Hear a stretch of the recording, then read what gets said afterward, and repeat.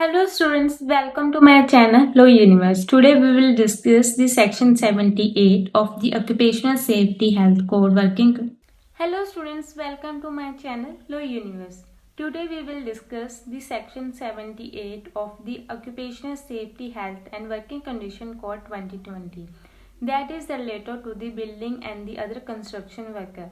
So now let's discuss it from the introduction in detail. Student occupational safety health and working condition code 2020 एक new law है जिसमें all labour laws को एक साथ consolidate कर दिया है। इसमें building and other construction worker act 1996 का सारा सिस्टम इंक्लूड किया गया है। सेक्शन 78 का मेन फोकस है कि बिल्डिंग एंड कंस्ट्रक्शन वर्कर की रजिस्ट्रेशन करना सो दैट कि वो वेलफेयर बोर्ड से मिलने वाले बेनिफिट जैसे कि pension, health insurance, accident benefit, housing assistant, tool grant, education scholarship जैसे सोशल सिक्योरिटी स्कीम का फ़ायदा ले सकें। Construction workers mostly hazardous, informal and migrant nature के होते हैं स्टूडेंट, इसलिए सेक्शन 78 उनकी आइडेंटिटी क्रिएट करते हैं एंड सोशल सिक्योरिटी प्रोटेक्शन भी देते हैं। Now let's begin with the objectives of the section 78. First objective is social security देना। मीन्स स्टूडेंट सेक्शन 78 का मेन पर्पस ये है कि कंस्ट्रक्शन वर्कर को health insurance, maternity benefit, disability support, accident benefit, pension जैसे सोशल सिक्योरिटी स्कीम्स का benefit मिल सकें। ये वर्कर्स ज़्यादातर रिस्की काम करते हैं इसलिए उन्हें एक्स्ट्रा प्रोटेक्शन दी जाती है। नेक्स्ट इज वर्कर की आइडेंटिटी बनाना। मीन सेक्शन 78 वर्कर का ऑफिशियल रजिस्ट्रेशन रिकॉर्ड बनाते हैं। जब वर्कर रजिस्टर्ड हो जाते हैं तब उसकी आइडेंटिटी कंफर्म हो जाती है एंड ऐसा वर्कर्स को एक्सप्लॉयटेशन से बचाना में हेल्प करता है। गवर्नमेंट को इस बात का पता रहता है कि कौन काम कर रहा है एंड किसको वेलफेयर स्कीम्स का बेनिफिट देना चाहिए। नेक्स्ट इज रजिस्ट्रेशन प्रोसेस को इजी बनाना। इस सेक्शन के थ्रू रजिस्ट्रेशन प्रोसेस को सिंपल, फास्ट एंड इजी बनाया गया है स्टूडेंट, स्पेशली उन वर्कर्स के लिए जो माइग्रेंट है, मीन्स एक जगह से दूसरी जगह काम करते हैं एंड अनऑर्गेनाइज सेक्टर में आते हैं जिनके पास प्रॉपर डॉक्यूमेंट्स नहीं होते, उन्हें इजीली रजिस्टर किया जा सके सो दैट कि वो भी इन वेलफेयर स्कीम्स का बेनिफिट ले सके। ये सेक्शन इसी बात की इंश्योरिटी देता है। Next objective is welfare board से कंटेक्ट करना। रजिस्ट्रेशन होने के बाद वर्कर डायरेक्टली वेलफेयर बोर्ड से कनेक्टेड हो जाते हैं एंड स्टूडेंट्स वेलफेयर बोर्ड ही उनको scholarship, medical help, accident support and housing grant, pension जैसे बेनिफिट देता है। तो स्टूडेंट्स ये रजिस्ट्रेशन सिस्टम वर्कर को डायरेक्टली बोर्ड से कनेक्ट कर देता है। Next is labour governance improve करना।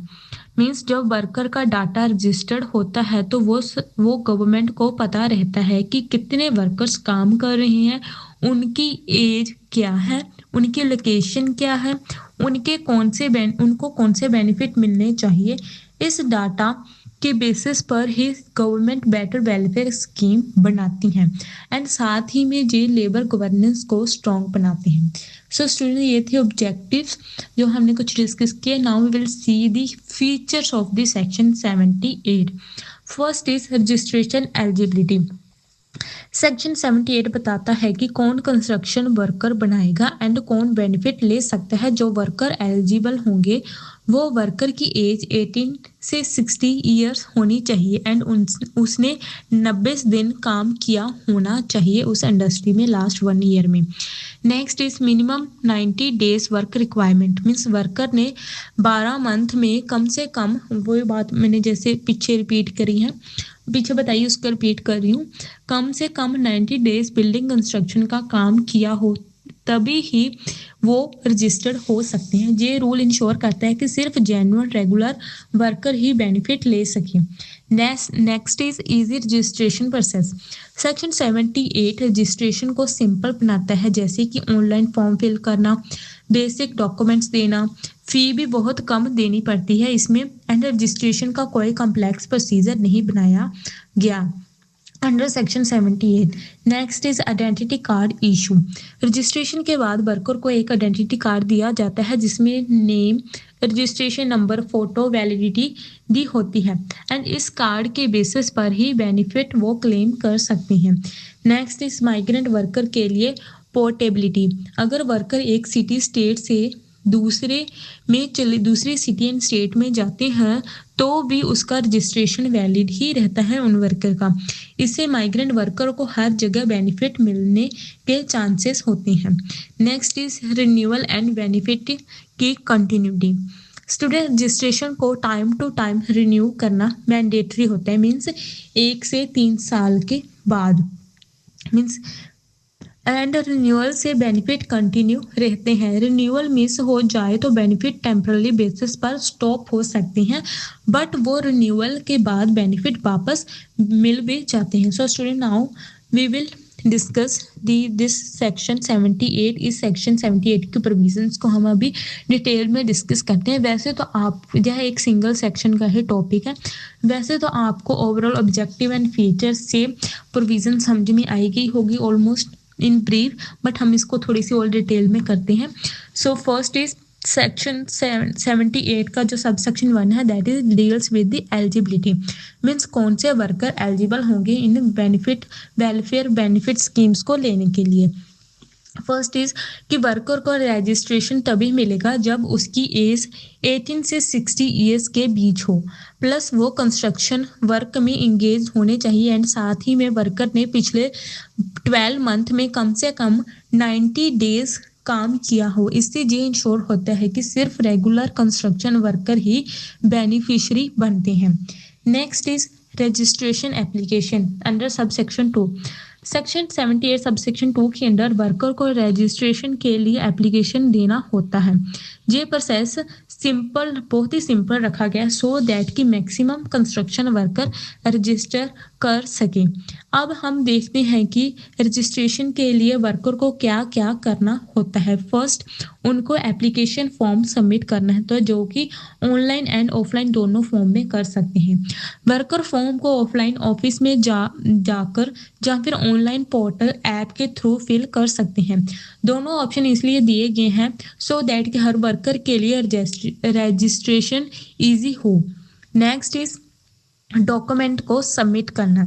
Worker after the applications worker को बेसिक डॉक्यूमेंट्स देने होते हैं, सबमिट करने होते हैं, जैसे कि आईडी प्रूफ जो कि Aadhaar card, voter card etcetera हो सकता है। नेक्स्ट इज एज प्रूफ जो कि birth certificate and ID card, medical certificate होगा।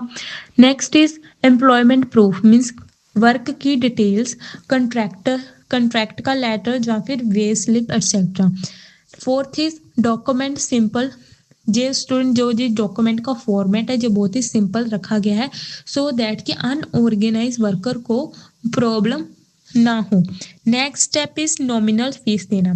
रजिस्ट्रेशन के लिए एक छोटी सी फीस होती है जो कि बहुत ही मिनिमल होती है। फीस लो रखी गई है सो दैट कि फाइनेंशियल बर्डन ना पड़े इन कंस्ट्रक्शन वर्कर्स पर। Next step is mobile friendly registration system. Students occupational safety health code states को इंक्रेज करता है कि mobile app, online portal, simplified form use करें जिससे माइग्रेंट वर्कर भी इजीली कहीं से भी अपने आप को रजिस्टर कर सकें। Next step is verification that is covered under section 78 under subsection 3 means application submit होने के बाद रजिस्ट्रेशन ऑफिसर वर्कर की डिटेल्स वेरीफाई करता है। रजिस्टरिंग ऑफिसर की ड्यूटीज होती है कि वो डॉक्यूमेंट वेरीफाई करें एंड ऑफिसर चेक करता है कि आईडी सच में मीन्स वो रियल है या फिर नहीं एंड क्या एज करेक्ट है एंड वर्कर सच में कंस्ट्रक्शन वर्क में इन्वॉल्व है या फिर नहीं। सेकंड, वो चेक करता है कि 90 डेज वर्क कंडीशंस चेक करता है कि क्या वर्कर ने पिछले 12 मंथ में 90 डेज कंस्ट्रक्शन वर्क किया है या फिर नहीं एंड आफ्टर दैट वो एप्लीकेशन को एक्सेप्ट या फिर रिजेक्ट करेगा। मतलब ऑफिसर एप्लीकेशन एक्सेप्ट भी कर सकता है अगर कोई बट अगर कोई डॉक्यूमेंट मिसमैच है, कोई डिफॉल्ट है, तो वो एप्लीकेशन को रिजेक्ट भी कर सकते हैं। लेकिन रिजेक्ट करते टाइम रिटन रीजन देना कंपलसरी, उसको रीजन देना होगा ऑफिसर को कि उसने एप्लीकेशन क्यों रिजेक्ट करी है।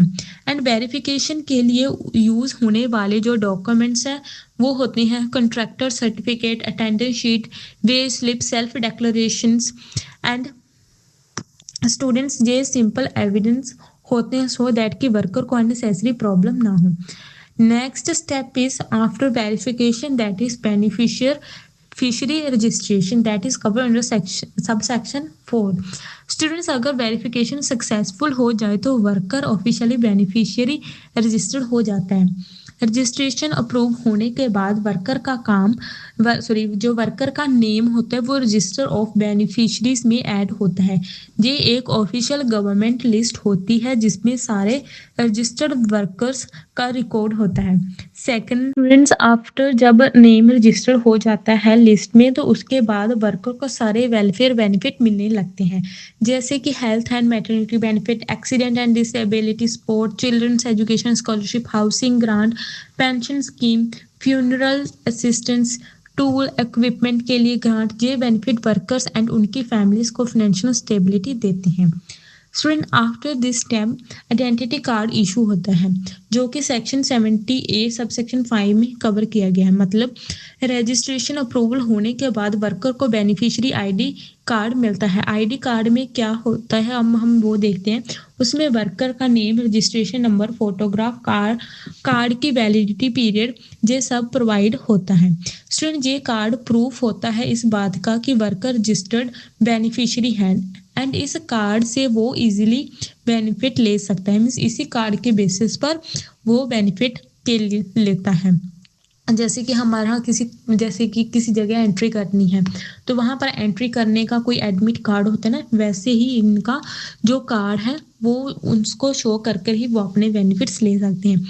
After that is migrant worker portability that is cover under subsection 6।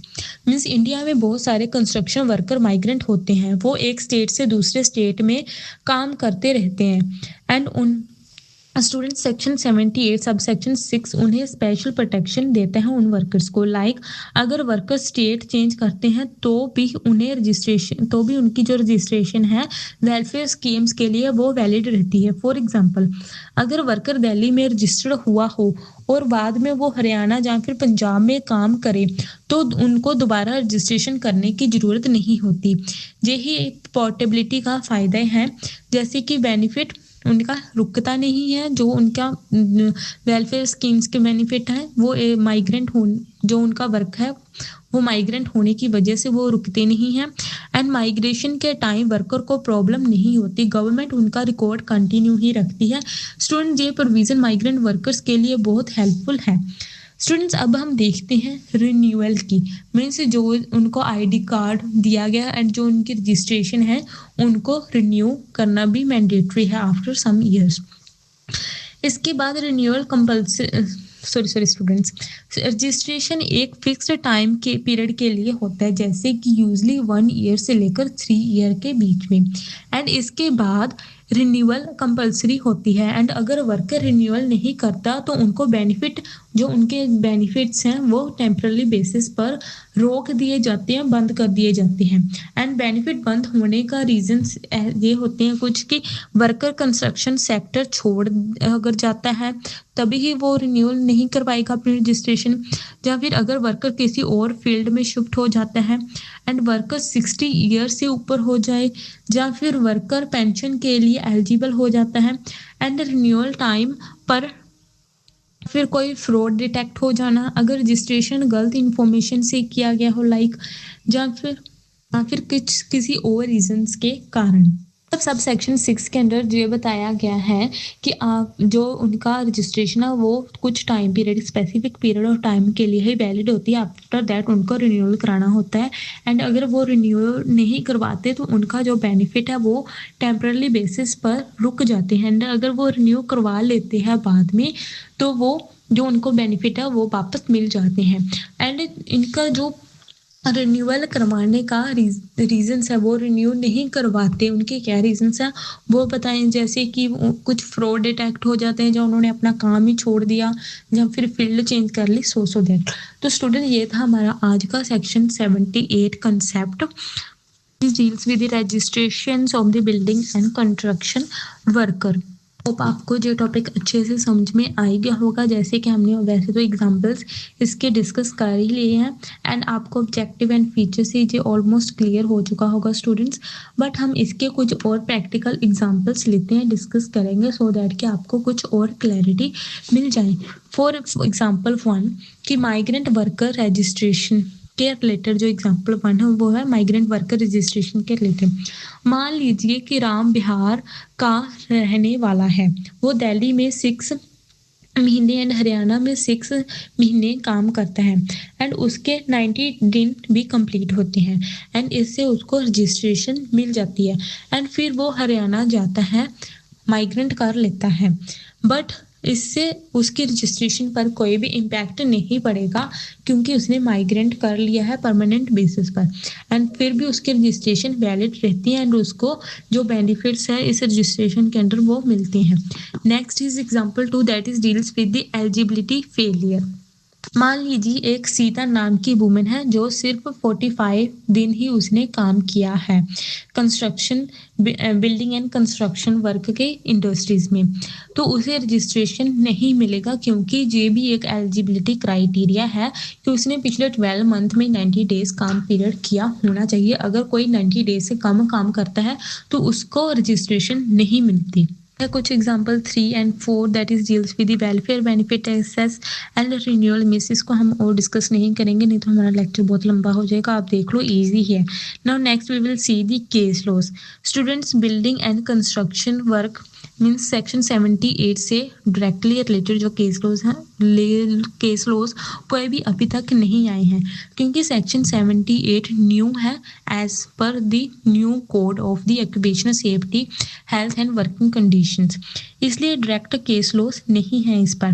But जो building and construction work act 1996 है, उसके जजमेंट्स को हम रेलिवेंट करेंगे, उसको रिलेट कर कर कुछ केस लॉस डिस्कस करेंगे। That is first is national campaign committee versus Union of India 2018 का केस लॉस है जी। सुप्रीम कोर्ट ने स्टेट्स को ऑर्डर, इस केस में सुप्रीम कोर्ट ने स्टेट्स को ऑर्डर दिया कि कंस्ट्रक्शन वर्कर को प्रॉपर रजिस्ट्रेशन हो, उनको आइडेंटिटी कार्ड दिए जाएं, वेलफेयर बोर्ड को सिंप्लीफाई करना होगा।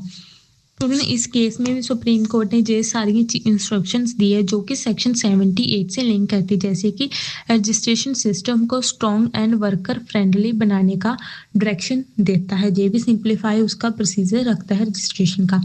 नेक्स्ट केस लो इस लाल हाइड्रो प्रोजेक्ट केस, जो कि 1984 का है।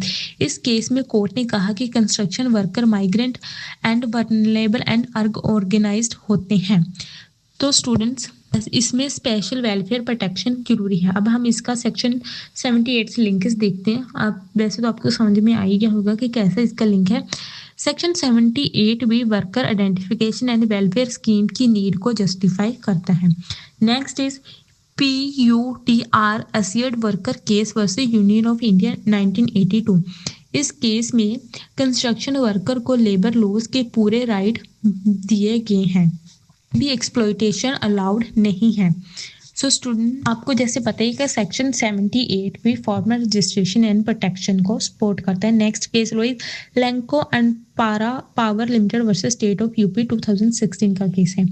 इस केस में ये गाइडलाइंस दी गई कि एम्प्लॉयर्स एंड कॉन्ट्रैक्टर को वर्कर का रजिस्ट्रेशन करवाना ही होगा, एंड सेस ना देने पर पेनल्टी इम्पोज करी जाएगी, एंड वर्कर्स को बेनिफिट देना भी मैंडेटरी है।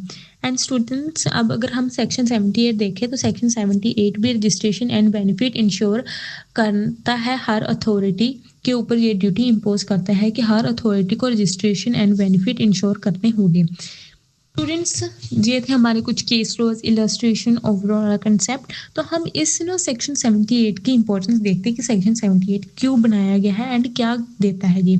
स्टूडेंट, सेक्शन 78 ना पुअर एंड वल्नरेबल वर्कर्स को सोशल सिक्योरिटी देता है, एंड अनऑर्गेनाइज सेक्टर को फॉर्मल सिस्टम में लेकर आता है, उनको इन्वॉल्व करते हैं। एंड जो माइग्रेंट वर्कर होते हैं उनको पोर्टेबिलिटी बेनिफिट प्रोवाइड करता है, सो दैट कि जो उनकी रजिस्ट्रेशन पहले किसी स्टेट में थी एंड जिस स्टेट से वो किसी और स्टेट में माइग्रेट करते हैं तो उस स्टेट में भी उनकी रजिस्ट्रेशन कंटिन्यू रहेगी। नेक्स्ट इज वेलफेयर प्लानिंग को ट्रांसपेरेंट बनाता है एंड वर्कर एक्सप्लॉयटेशन से भी ये बचाता है। So students, now let's be conclude our topic. Section 78 occupational safety health code 2020 building and construction worker के लिए एक स्ट्रॉन्ग प्रोटेक्शन सिस्टम बनाता है। ये उन्हें registration, identity, portability and welfare benefits देता है। इससे लैक्स ऑफ वर्कर्स एंड उनके फैमिलीज को financial security, health protection and dignity मिलती है। सो स्टूडेंट्स, अगर किसी को इस टॉपिक के रिलेटेड कोई डाउट है तो वो प्लीज़ मुझे इंस्टाग्राम चैनल पर DM मैसेज कर सकता है। मेरे इंस्टाग्राम चैनल की लिंक मेरी यूट्यूब की प्रोफाइल में दी गई है एंड आपकी स्क्रीन पर अभी मैंने यूज़र नेम भी मेंशन कर दिया है, या फिर आप मुझे कमेंट कर सकते हो, मैं आपको रिप्लाई कर